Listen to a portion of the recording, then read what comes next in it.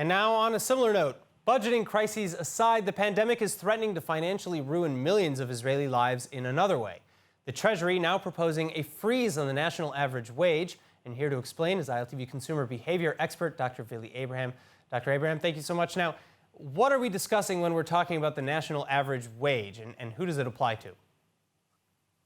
Well, when we're looking at the national average income, it actually takes into consideration all the people who are currently employed and divides it by the number of people who are employed. And what has happened is, if you look at the average income before the coronavirus pandemic, it was around 10,550 shekels. And now it's 1,000 shekels higher, because what happened was that when a lot of people lost their jobs, most people who have lost their jobs are the low income earners. And what this has done is that has increased artificially the average income. Well, so, I mean, if we're just talking about, a simple math problem, why is it important to freeze this wage? Well, the concern is, first of all, we have to look a little bit at the history and the background. So there are a lot of things that are indexed to the average income. For example, the salaries of ministers and members of parliament, public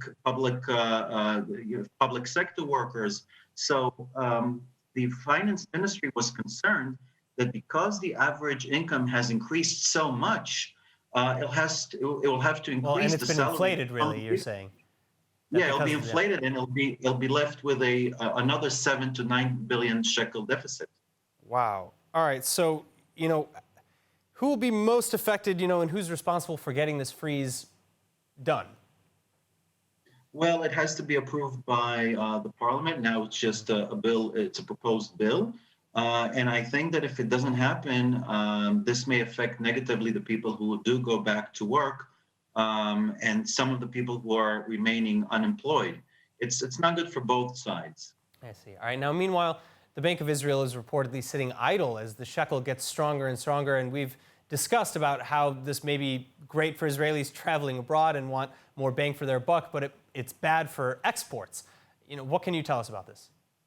So when the shekel gets stronger, it's bad for exporters, because it means that people who buy things from Israel have to pay more per item. So it decreases demand. But for importers, it's great, because it means that they can buy things for a lot cheaper, and it's better for Israelis who order things online. So why should the Bank of Israel be doing anything, or should they be doing anything? Well, they're concerned for importers, because importers will have to pay more to import stuff and buy stuff, so they might be losing a lot of money. That's what they're concerned over. I see. All right. Well, we're going to have to hope for the best when it comes to all of this. I mean, this coronavirus is really just throwing everything into mayhem. Dr. Abraham, thank you so much for being with us. It was a pleasure.